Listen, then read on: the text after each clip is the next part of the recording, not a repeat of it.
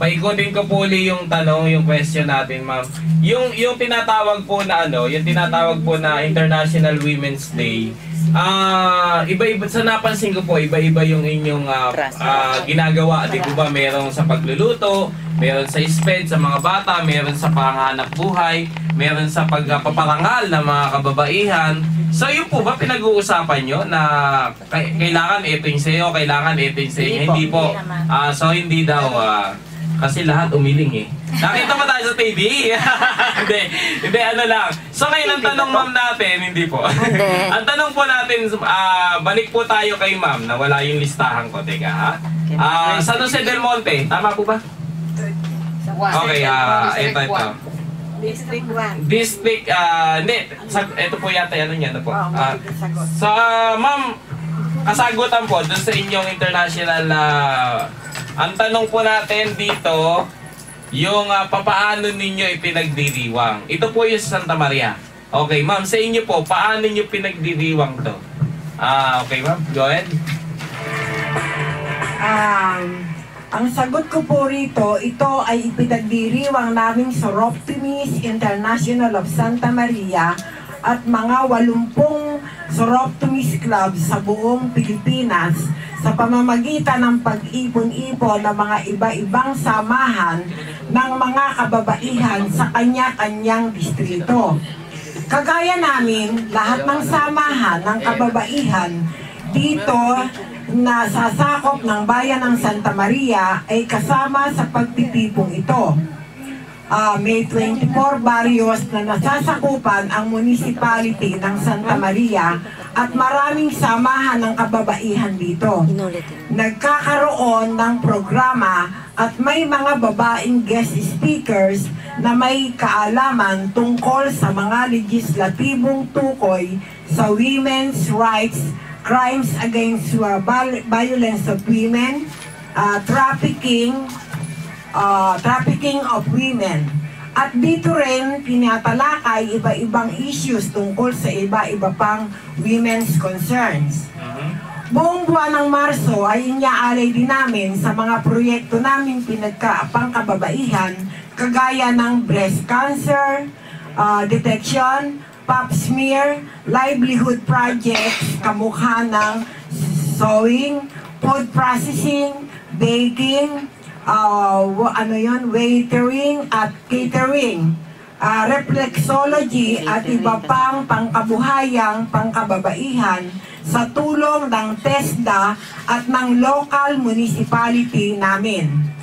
Ito rin ang buwan ng pagtatapos ng mga estudyanteng tinutulungan naming makapag-aral sa ALS, Alternative Learning System, kung saan ay may 10 computers na kaming na-donate. 15 na nga po pala. 15 ng computers. Nagdagdag kami ng Ano po yung meaning ng ALS again? Alternative Learning System. Okay. Yung po yung nasa Santa Maria, napunta po ako dati. Dala ko nga po yung isang computer po. So ngayon ang tanong natin, ma'am, alam naman natin may kanya-kanya kayong kahalagahan. At ang project pa rin, basahan making ang aming tinutuloy. Yeah. Kaya sa isang barangay na dating walang hanap buhay, nagkaroon po ng impact. Tinulungan po namin sa pagbebenta kasi yun ang karaniwang problema ng aming livelihood.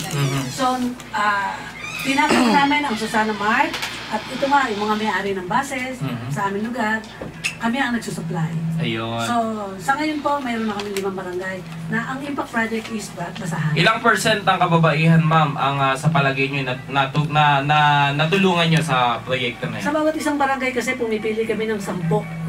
Binibigyan ng makina, yun namang ibang merong makina, nagiging home base na po ito. So, about percentage siguro, kasi hindi ko alam kung ilan, pero nagkakaroon ng impact ang aming livelihood sa bawat barangay na aming idadap. So yun yung maipagmamalaki nyo sa pagdating sa mga kababaihan, di po ba? Go ahead, ma'am. Yes. Dadagdagan ko lang po yung tungkol sa rag making. Kasi kaya po sila ay hindi natitigil sa paggawa ng basahan. Isang-isa na po ang kumukuha para maibenta ay mismong ako na po. Kasi ginagamit doon sa aking mga bases.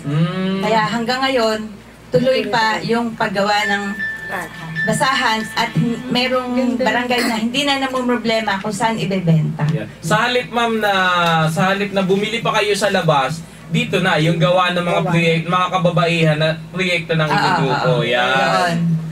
Yung mga inadapt kong barangay during ng 2008 hanggang 2010 na ako yung presidente, hanggang ngayon tuloy pa rin. Ako na mismo ang kumukuha. Yun, at yung sa inyo pa lang pala tubo na. Sa inyo pa lang kita na sila. Meron. Yun. Okay, kay San Jose del Monte District 2 naman tayo. Ano naman po ang inyong may pagmamalaki sa ngayon sa mga kababaihan na nagtagumpay ang inyong programa? Kanina po kasi sinabi nyo kung ano mga programa nyo sa kababaihan. So ngayon, paano nyo po masasabing tagumpay gaya po ng sinabi ng District 1 ng San Jose? Again ma'am, pakilala tayo para... ako po si Gina Patenya, Past President po ng Soraptomis International of San Jose del Monte District 2. And kami po ay nakafocus naman dito sa education para po sila maging aware kung ano po ang karapatan ng kababaihan. At at the same time, binigyan po natin ng pag-asa itong mga babaeng mga battered women, mga na gusto pang mag-aral. Kaya kami po sa aming club ay nakapag-produce na po kami ng 2 mga babae na nag-aaral po ngayon. Dahil po sila ay winner po sila sa buong Philippines at nagkaroon sila ng $3,000 na para po suporta para sa kanilang edukasyon. Wow! Saan galing ma'am yung... galing po sa Soraptomis International of America. So ito po mga babae ito ngayon ay nag-aaral na sila. Ano mang pinag-aaralan nila? Kahit anong kurso na gusto nila sa college. So para po maiba ang takbo ng kanilang buhay. Then so far po, at ang ganda dito dahil continuous program po ito hanggang po ngayon sa aming presidente ngayon, nakafocus din kami sa literacy. Dahil kami po ay naniniwala na ang edukasyon po ay susi po sa tagumpay at ito po ang makapagpaangat po sa lahat ng kababaihan. So kahit ano man ang sektor mo, kung ikaw may mga bata pa, ito po pag nakafocus ka dito sa edukasyon, kung ikaw matanda na, wala kami pinipiling edad dito.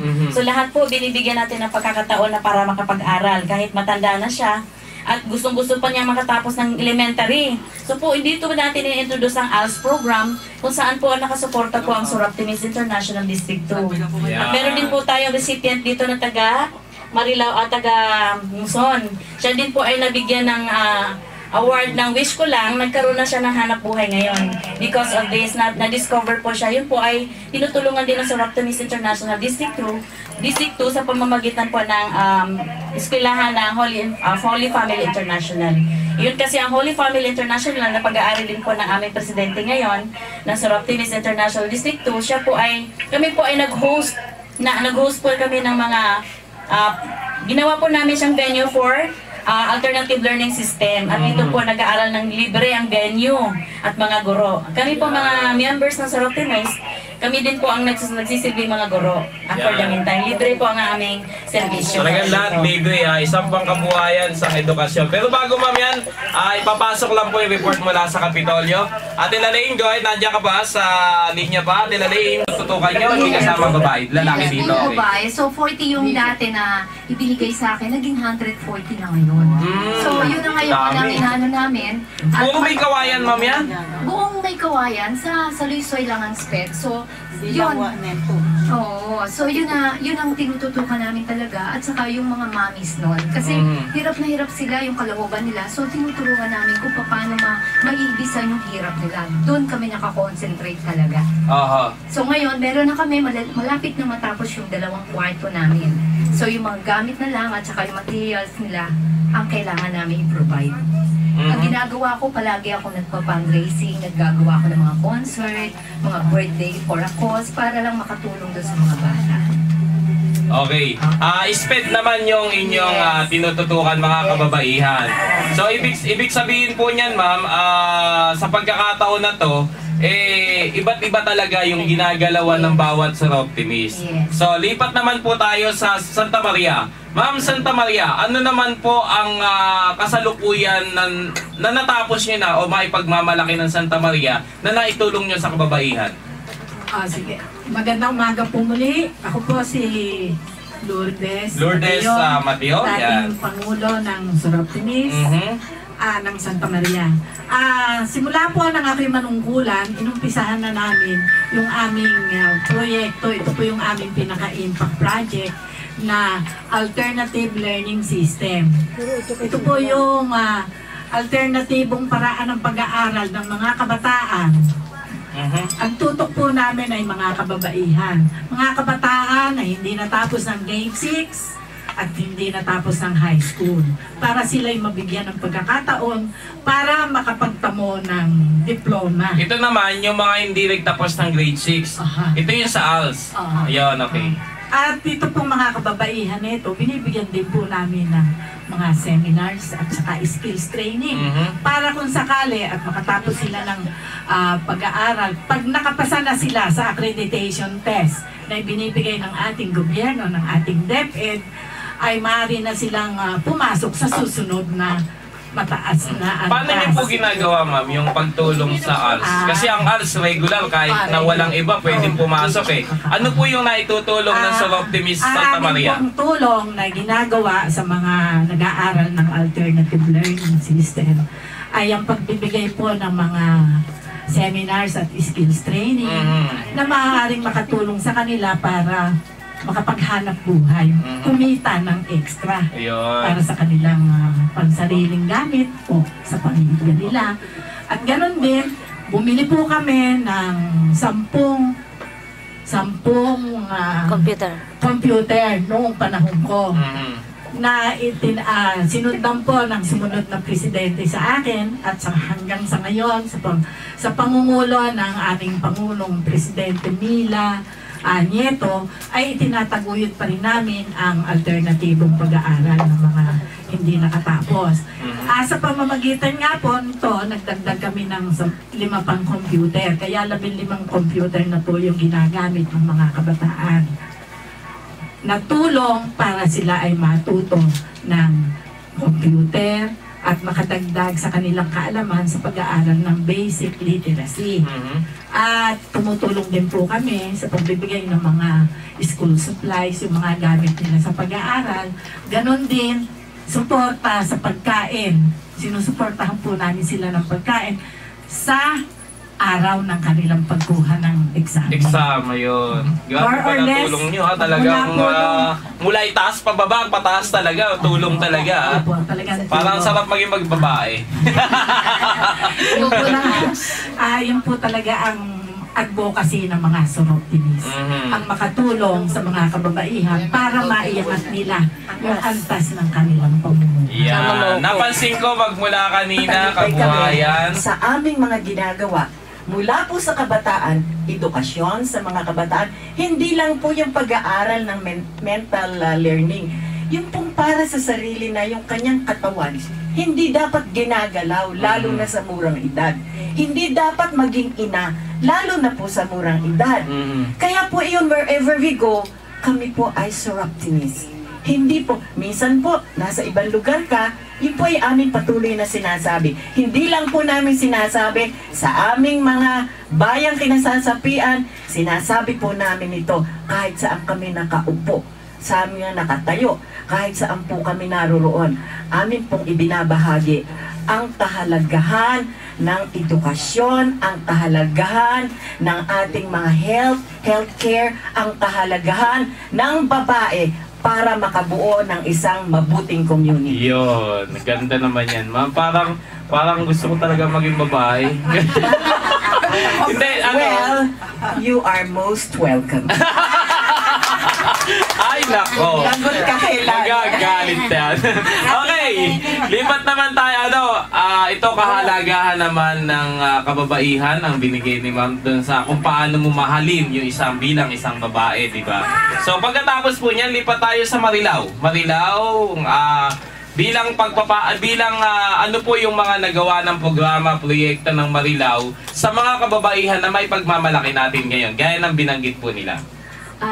Nung aking term, 2010 to 2012, nakapagbigay kami ng 11 computer sa aming beneficiary na alternative learning system na tinawag namin kababaihan tungo sa angat na buhay. Bukod doon sa 11 computer na yon, nagbigay kami ng mga seminar para sa values training para maihanda ang mga beneficiaries namin, ng mga kababaihan, mahasa ang kanilang pag-iisip na hindi lamang puro sa material na bagay na Santa Maria, tama? Yes. Oh, basta may sila, kilala ko yan. Hello, magandang umaga po sa inyong lahat. Ako po ang inyong lingkod at walang kakupas ko. Treasurer ng SI Santa Maria. Dapat pa ako pasalamatan niyo kasi ako po pumunta kay Sir Chopper Santo, di ba? Sabay-sabay daw. Thank you, Susan. Thank you. Kay Susan tayo. Sa Patnubay, siyempre, nininang Baby Santiago, nawala siya dito. At pinababati ko na rin po ang mga taga Santa Maria, Bulacan. Lalong-lalo na lahat ng members ng SI Santa Maria, lalong-lalo na kay Mayora Ria Ramos, kay Kong Neneng Nicolas, sa kay PDD Linda Luciano, Chit de la Cruz. si Didi Chit, at saka siyempre po pinababati ng mga taga Santiago Po Shop. Yan, ako, kailangan Mga yun. kaibigan natin. Okay. Okay, ma'am. Sige, meron pa daw pong babatiin. Thank you po at maraming Marilaw salamat sa at inyo. Bukawi. Thank you. Go ahead, ma'am. Nais ko pong banggitin lamang sana na ang buwan ng kababaihan ay pagkilala sa mga contributions ng naming mga kababaihan sa aming lipunan, ating lipunan. Okay. Kaya bilang pasasalamat, nais kong banggitin ang Konsehong Pambayan ng mga kababaihan ng Marilao sa pagpili sa Suroptimis International of Marilao bilang nominee ngayong 2013 Wow, para sa congrats. matatanging samahang pangkababaihan na ang paggawad po ng karangalan kung mananalo ay sa provincial government ay sa Malolo sa Hiyas ng Bulacan na Gym sa March 22, 2013. Yan. Okay. Maraming salamat. One. Ready? 1, 2, go! Enough is enough. Yes! Tama na nga naman yan. At kilalanin natin ang kahalagahan ng mga kababaihan. Mula po